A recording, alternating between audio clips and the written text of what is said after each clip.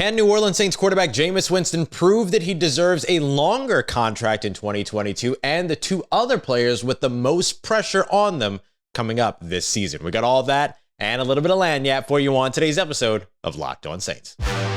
You are Locked On Saints, your daily New Orleans Saints podcast, part of the Locked On Podcast Network, your team every day.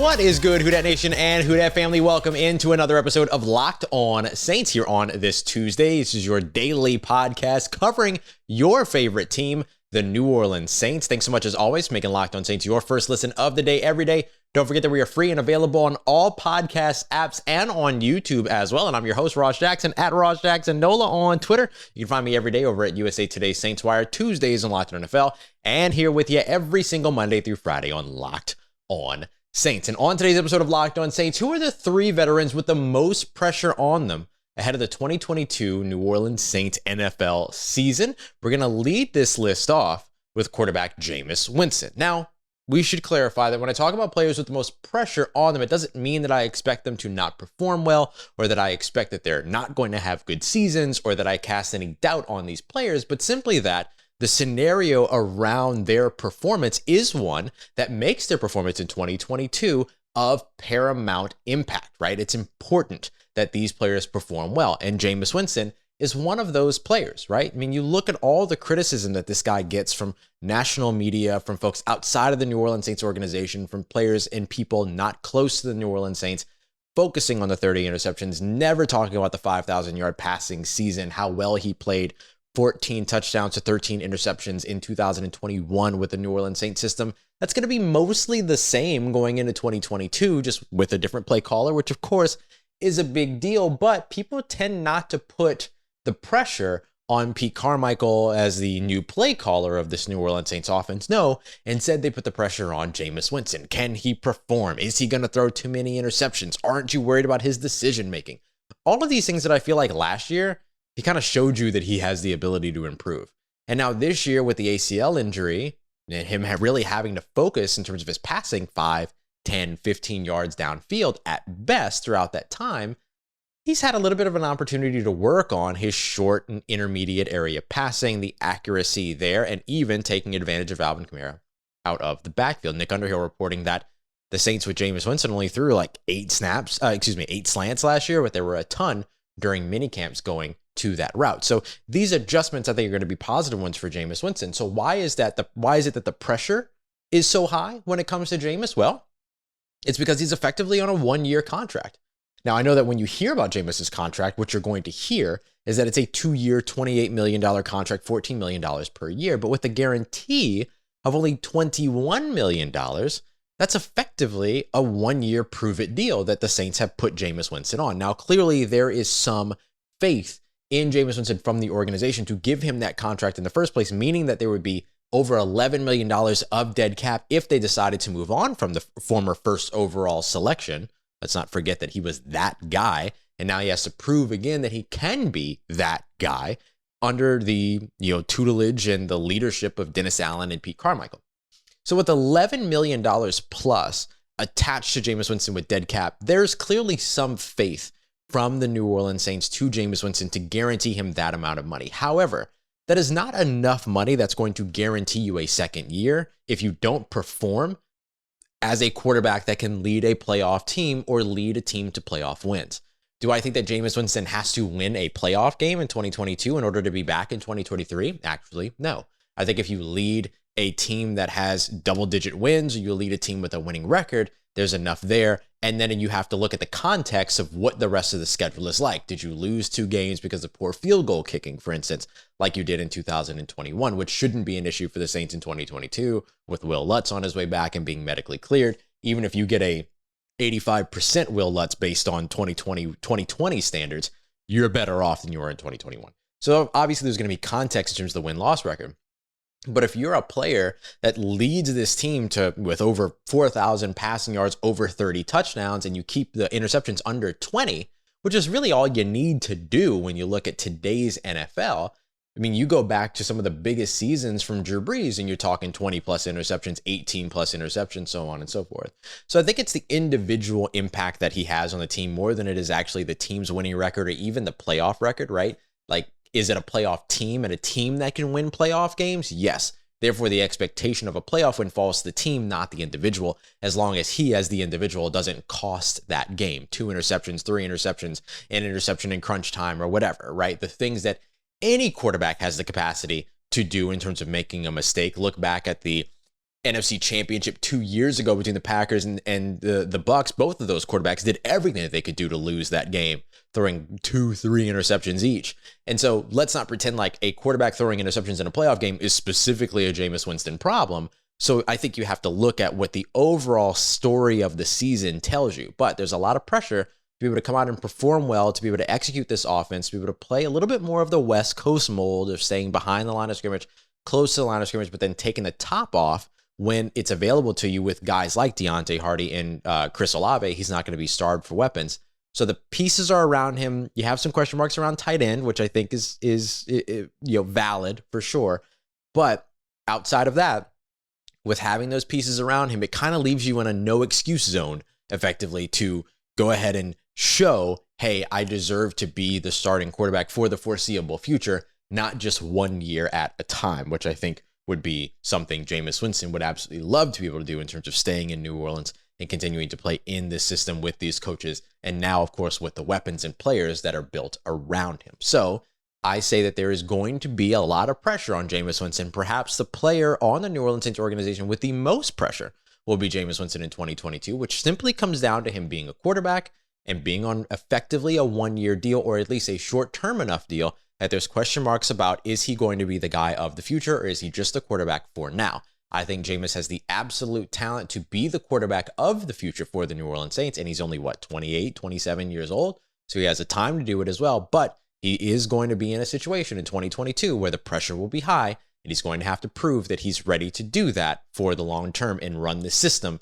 in a way that's going to win games for the New Orleans Saints. So I think the pressure is high on him, but he's not the only one. There's 2 other guys that I think that the pressure is going to be very high on in 2022. We're going to jump over to the defensive side. Another player playing for their second contract in this case with the team, and even might be playing to make sure that he can get another contract in the NFL at all. We got that coming up for you as we continue on with another episode of Locked On Saints. But before we get to that, at BlueNile.com, our friends over there, I want to tell you all about them. There you can celebrate all of life's special moments, whether you're creating a custom engagement ring of your partner's dreams, or you're just getting a classy gift and some timeless jewelry to mark a special occasion like an anniversary, a birthday, even Mother's Day, right? It doesn't always have to be romantic, but whether you're looking for romance or you're looking for something else, you can find everything you're looking for over at Blue Nile at prices that you're not going to find at traditional jewelers. And you're going to be able to do it with the modern convenience of online shopping as well. Once again, that's online at BlueNile.com, where there are going to be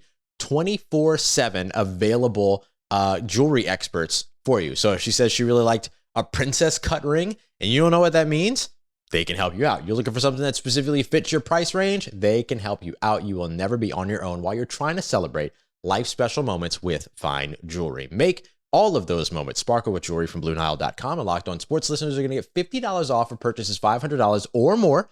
And this podcast exclusive does include engagement as well. So use promo code Locked On. That's promo code Locked On. Plus, every order is insured, it ships free, and it is packaged discreetly so that it doesn't ruin the surprise that's inside. Shop stress-free and find your forever piece at BlueNile.com today.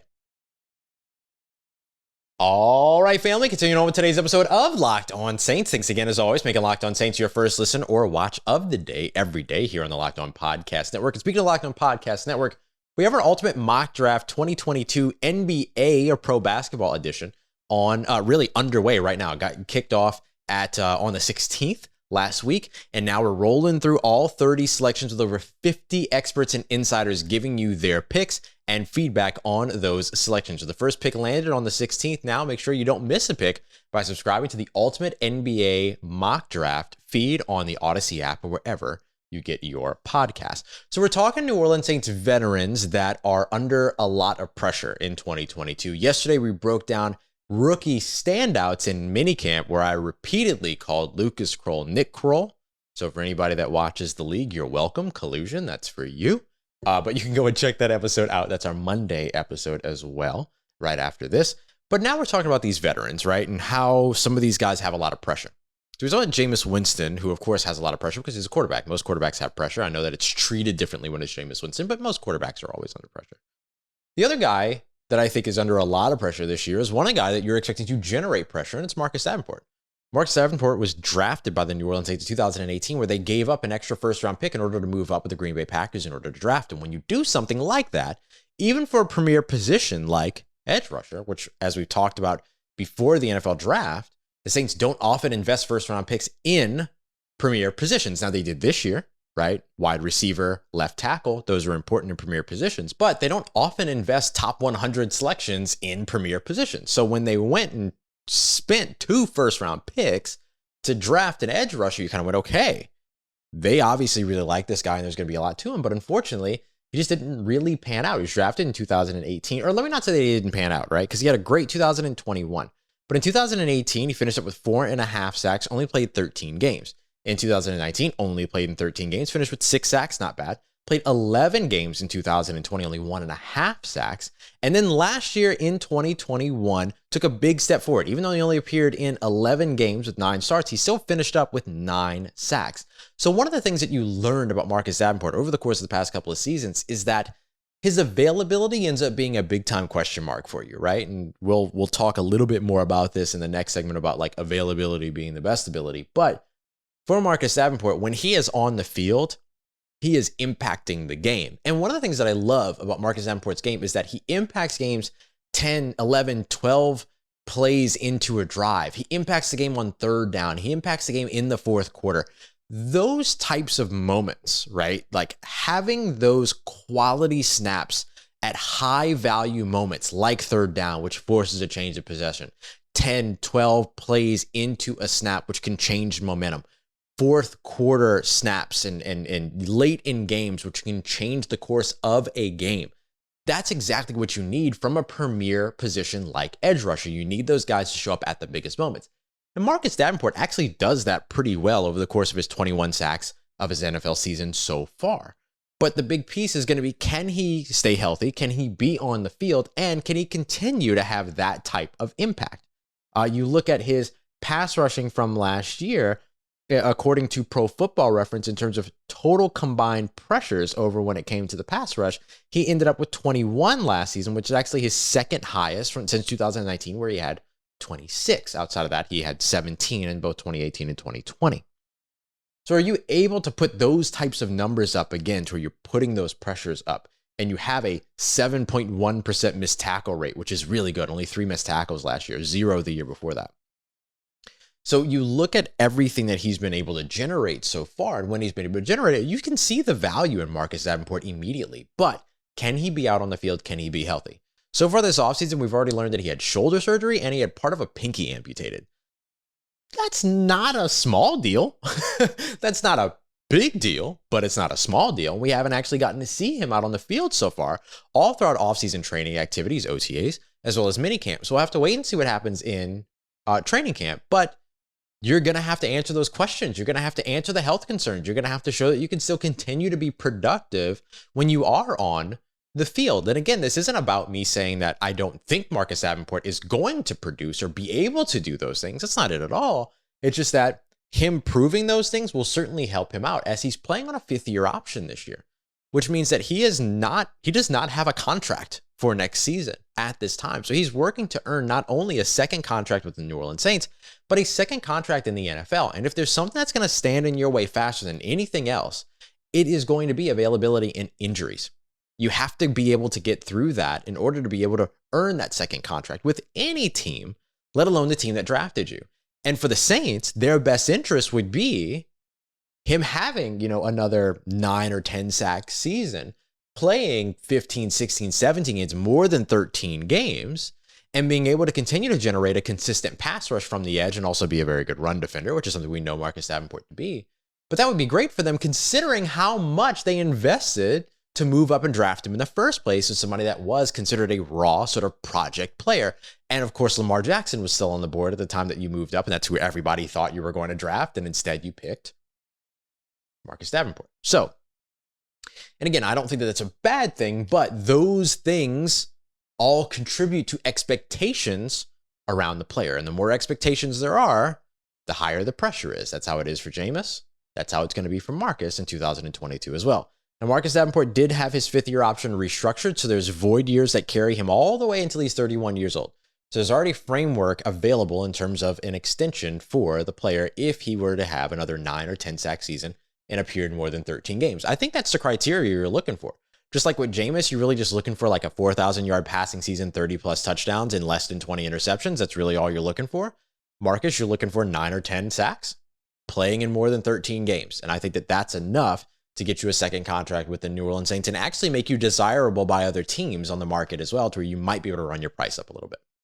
Now, the Saints could surprise and extend early, but I think you have to wait and see what you have in Marcus Davenport. And we've been waiting to see what's going to happen with new offensive lineman Doug Marrone being in the building and his work with one particular offensive lineman, Cesar Ruiz, the final player that we're going to discuss in terms of the pressure that's on him. And I got 2 lanyards for you too. Got a little bit of lanyard, 2 more players to discuss that are going to have a lot of pressure in 2022, but their situation is super, super specific and one you care about a lot. We'll get to that as we wrap up today's episode of Locked On Saints. But first, I get to tell you about our friends over at BetOnline, our online gambling partners, and the best place for you to go for all your sports wagering information. You want to bet on the over-under when it comes to how many receptions Chris Olave is going to have, receiving touchdowns he's going to have, receiving yards he's going to have.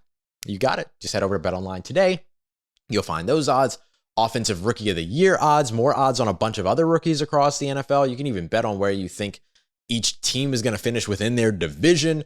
And that's just the NFL, right? There's also week 1 odds where the Saints are currently like 5-point favorites in their away opener with the Atlanta Falcons. And then, of course, you've got esports, you've got boxing, MMA, NHL right now as well. Like, there's just a ton for you to check out today. So don't waste any time. Go and check it out. Get all the information you need around sports wagering, as well as all of the trends and action so that you can get in on the game over at BetOnline, where the game starts.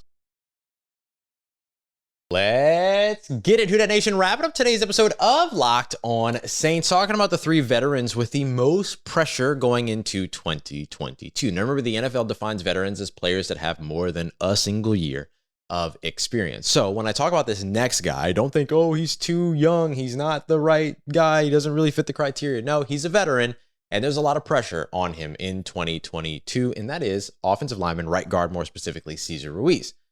Now, the Saints made a change on the offensive line in terms of coaching staff by bringing back to the New Orleans Saints Doug Marrone, but now in the offensive line, now in the role of an offensive line coach. He was formerly with the New Orleans Saints 2006, 7, and 8. I think the first 3 years of Sean Payton's tenure as offensive coordinator. So he's familiar with what the offensive system is going to be, how Pete Carmichael is going to carry it forward, all of that. That's great. That's great. And this helps Cesar Ruiz in a way because the entire offensive line is going to be learning something a little new. Their language, their vocabulary, their communication and chemistry with Coach Doug Marrone.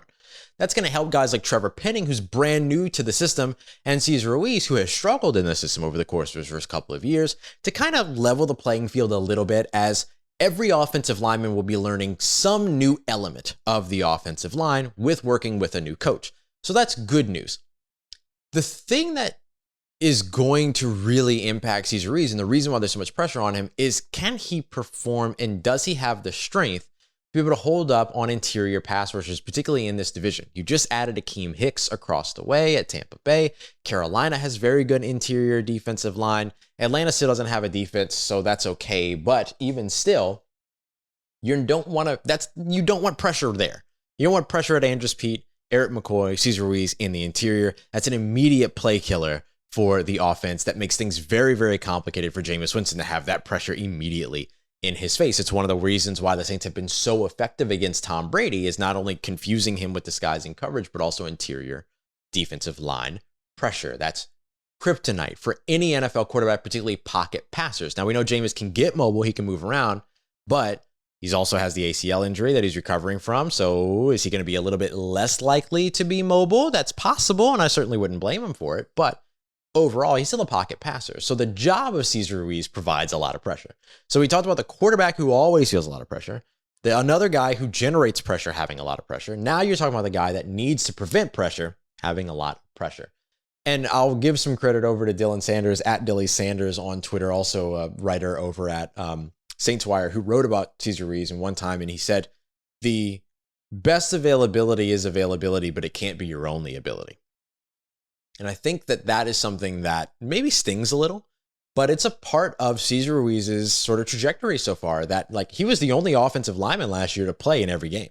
And he played at two different positions, at center and at right guard, which is great. It's wonderful to have that type of versatility on the offensive line, but there are so many of these pieces that he struggled to grasp in terms of whether it be system related or whether it just simply be like ability related. Like, do you have the strength to be able to hold up to these NFL interior defensive linemen, things like that, right? Like upper body strength has been a bit of a question mark. High level in leverage has been a question mark. Taking false steps backwards has been a bit of a question mark. Being thrown off of the anchor has been a bit of a question mark. Like, there's been a lot of things that people have pointed to on like individual plays to say, oh, this happened once, oop, this happened once, oop, this happened once. So eventually you're just piling on to the guy. And I can be guilty of that too. But most importantly is, can he prove all of that wrong with the help of Doug Marrone? Can he rise to the occasion in his third season, where there's already a lot of pressure on him, because after the third season is over, the Saints could pick up the fifth-year option and keep him around for a fifth year as a first-round selection. So the fifth-year option is there, and that's going to be available to them next offseason. So are they going to be willing to pick that up? Or are they going to deny that and say, let's wait and see how you operate in your fourth year? So there's, the difference between 1 year or 2 years, effectively doubling your remaining lifespan with the team by having a good 2022. And I think that's, again, what you're looking for. Like, the offensive line is going to struggle a little bit in 2022. Let's just be real. They lost Ron Armstead, who is an absolute anchor for them. The rest of them have been together, and they've all been working for a cumulative of 17 years together, which is great. However, you're going to struggle a little bit in 2022 when you change your anchor over on the left side and you're all coming back from injuries and all these other pieces. Like, there might be a little bit of a rough start for the offensive line. Let's say it that way. It's not necessarily a drop off, but there might be a little bit of a rough start. But can you come out of that, and can you help to elevate the rest of your offensive line instead of being somebody that potentially holds you back, right? Is your offensive line only as good as your weakest link? And are you that weakest link? If you are, and if you have been in the past, working to make sure that you are not becomes very, very important for you, especially when you're looking at doubling your potential remaining lifespan with a team that drafted you. So there's going to be a lot of pressure on Cesar Ruiz. Again, I believe he can do it. I tend to just believe in players. It's just who I am. And you brought in a coach that's going to work with him more specifically. But there's going to be some challenges over the course of the offseason. Let's say Trevor Penning wins left tackle. Does that mean that James Hurst gets the opportunity to compete elsewhere on the offensive line? Because if so, he's got a lot of experience at guard. Played quite a bit of it in the Saints offense last year. Has played it throughout his career and can play tackle and guard. He's very versatile in that way. So does he end up pushing Cesar Ruiz to either further his development or potentially even take his spot? So a lot of pressure on Cesar Ruiz. Again, got to be able to do it, but just a lot of pressure. Two other quick names to consider that are in very unique situations that are very important to you, the Saints fan. Tyrann Mathieu and Jarvis Landry. Now, again, when I say that there's a lot of pressure on players, I don't mean that I'm saying anything. It doesn't mean there's anything negative about it. It's just that, like, they get this opportunity to come back home, come back to Louisiana, in Tyrann's case, come back to the city of New Orleans, and have a massive impact to help lead their team to a championship, right? Like, that's every player's goal. Michael Thomas returning kind of has a little bit of the same pressure on him too. And again, pressure is not a bad thing. It just comes with the role. And so these guys that are returning to Louisiana that everyone is so excited about, that also means that they could be criticized quickly, or they could be praised just as quickly based upon their performance. Now, obviously, those two guys are very likely going to perform extremely well in their systems. Jarvis is built for a New Orleans Saints offense, makes perfect sense. Tyrann, built for a New Orleans Saints defense with his versatility, ability to be able to communicate, and his high football IQ. So I think it's going to be fine on them, but they do have a lot of pressure, and I think it's pressure that they welcome and pressure that they're happy to have, considering that it also comes and is heightened by the fact that they got the opportunity to return to their home state and try to bring another championship to their favorite team. So tomorrow, as we continue on, we're going to talk a little bit about play calling for the New Orleans Saints. We've broken down the offensive play calling in Pete Carmichael, but now we got some more clarity in terms of defensive play calling, thanks to New Orleans Football's Nick Underhill in a conversation that he had with Dennis Allen. Is Dennis Allen going to be calling the plays in 2022 on defense? He said that that's what he would like to do in his introductory press conference. We now have an update in terms of what that's actually going to look like. And if not him, who would it be? We'll also discuss a little bit about the differences between the New Orleans Saints play calls and other West Coast play calls as well, particularly West Coast offensive play calls and like air raid / like more modern day play calls, and how vastly different they are and why it's so impressive when a quarterback can come in and immediately lead a New Orleans Saints offense. We got all that coming up for you tomorrow. Make sure for today, because I appreciate you making us your first listen, for today, make sure your second listen is the Locked On NFL podcast. Go and check them out. 30 minutes on everything you need to know around the league. Luke and I talking about Ndamukong Suh, and I told you why I think Ndamukong Suh would still be a really, really good fit to the New Orleans Saints after he has officially ruled out the Tampa Bay Buccaneers. So go and check that out wherever you get your podcast and on YouTube as well. Appreciate you as always making me a part of your day. We'll see you tomorrow for everything else you need in between on your New Orleans Saints. Make sure you follow me on Twitter at Ross Jackson, NOLA. Hit me up. Let me know how family's doing. Let me know how you're living. Let me know how you're momming them. And trust Who Dat Nation. I'll holla at you.